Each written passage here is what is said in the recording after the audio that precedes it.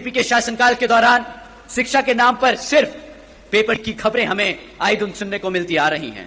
साथियों, ऐसा कोई भी सरकारी डिपार्टमेंट नहीं बचा जिसकी भर्ती के परीक्षा के पेपर पिछले 5 से 10 सालों में ना लीक हुए हों। आप ही बता दीजिए, जो हमारे युवा साथी आज यहाँ मौजूद हैं, आपने कितनी सरकारी नौकरियों के लिए परीक्षा दी और कितनी आपके परीक्षा के जो दिए हुए पेपर हैं वो लीक हो गए और आपको नौकरी नहीं दी गई? बताइए, यहाँ मेरे जितने भी युवा साथी हैं हाथ उठाकर बताइए।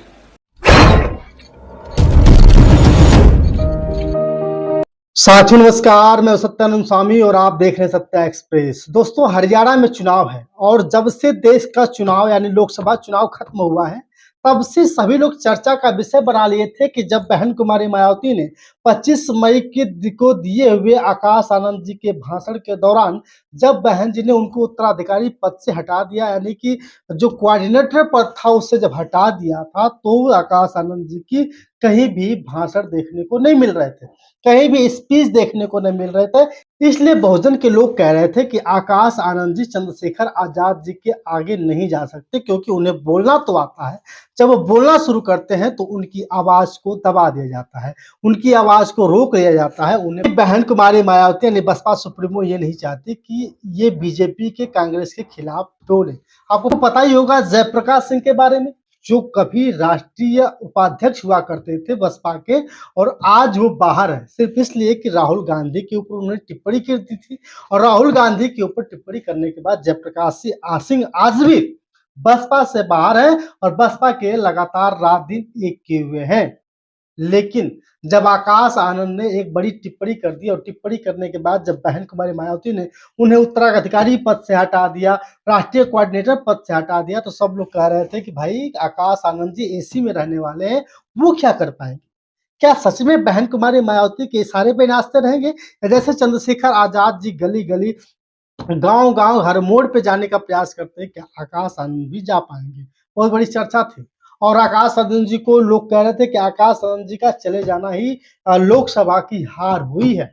कहीं ना कहीं अगर आकाश आनंद जी रहे होते तो लोकसभा में अच्छी सीटें मिली होती बहुजन समाज पार्टी को। लेकिन जैसे हरियाणा के चुनाव की सुगबुगाहट शुरू हुई है, चारों तरफ चर्चा का विषय बना हुआ है कि अब आकाश आनंद जी कुछ करेंगे, कि जब से बसपा और इन लोगों का गठबंधन हुआ है, चारों तरफ सबकी निगाहें सिर्फ आकाश आनंद जी। और आपको बता दूं कि कार्यकर्ता बैठक थी और कार्यकर्ता बैठक के दौरान एक रैली थी। उस रैली में आकाश आनंद जी का एक स्पीच सामने आया है, जिसको देखने के बाद लोग कह रहे हैं कि अब वो आकाश आनंद नहीं रहे। कहीं ऐसा तो नहीं कि आकाश आनंद जी का पहले जो तेवर था वो तेवर अब खत्म हो चुका है? बस वीडियो को दिखाऊंगा और आपको बता दूं कि आकाश आनंद पे ही टिप्पणी कर रहे थे लोग। कह रहे थे कि बहन कुमारी मायावती अब जीरो पे हो चुकी है, अब आकाश आनंद जी अस्तित्व को नहीं संभाल पाएंगे, क्योंकि आकाश आनंद जी जब बोलना शुरू कर दिए थे, उनके तेवर को लोग समझना शुरू कर दिए थे, युवाओं की जान हो चुके थे, तब उन्हें यानी बहन कुमारी मायावती ने उन्हें बंधक बना लिया था, यानी कि उनकी बातों को आगे बढ़ाने के लिए रोक दिया था। उनको जो जगह जगह जाकर के स्पीच देते थे उसने उसको उनको रोक दिया गया था, राष्ट्रीय कोऑर्डिनेटर पद से हटा दिया गया था।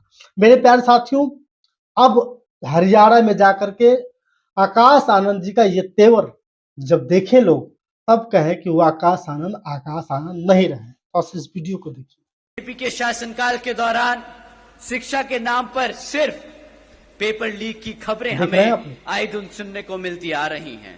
साथियों, ऐसा कोई भी सरकारी डिपार्टमेंट नहीं बचा जिसकी भर्ती के परीक्षा के पेपर पिछले 5 से 10 सालों में ना लीक हुए। साथियों, वही आकाश आनंद है जो 25 मई को आखिरी बार स्पीच दिया था, और स्पीच के बाद बहन कुमारी मायावती ने उन्हें राष्ट्रीय कोऑर्डिनेटर पद से मुक्त कर दिया था।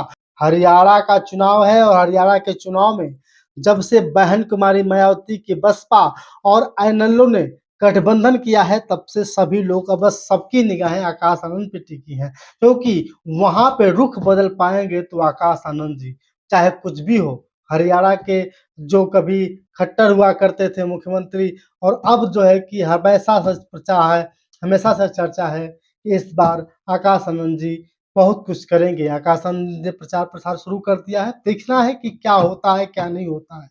लेकिन आईएनएलओ की जैसे बैठक हुई, इसके बाद अब धीरे-धीरे रैलियाँ शुरू होंगी, चुनाव बहुत ही नज़दीक है। इसके बाद 10 जो विधानसभा सीटें हैं उत्तर प्रदेश में, ये सब उपचुनाव होने हैं, उसमें भी देखना बाकी होगा। लेकिन जो ये तेवर रहा आकाश आनंद जी का अभी भी नहीं बदला है। आकाश आनंद जी वही हैं, उसी तेवर पे काम करते हुए नज़र आएँगे। बस आप लोगों को ये देखना बाकी होगा कि आकाश आनंद जी क्या नहीं कुछ कर पाते हैं। चंद्रशेखर आज़ाद जी की बात अगर करें तो चंद्रशेखर आज़ाद एक युवा है, अपने संघर्ष के बदौलत जैसे कांशी राम साहब संघर्ष करते थे, उसी संघर्ष के बदौलत उन्होंने सत्ता पाई है और आज जैसा तेवर संसद में दिखता है, ऐसा तेवर किसी का नहीं देखा गया है। बाकी आकाश आनंद के बारे में क्या सोचते हैं? क्या आपको लगता है कि जैसे आकाश आनंद जी उत्तराधिकारी फिर से बना दिए गए, फिर से बसपा में शामिल हो गए, क्या जयप्रकाश सिंह को भी वापस आना चाहिए या नहीं? बाकी आपकी राय। शुक्रिया, बहुत-बहुत धन्यवाद।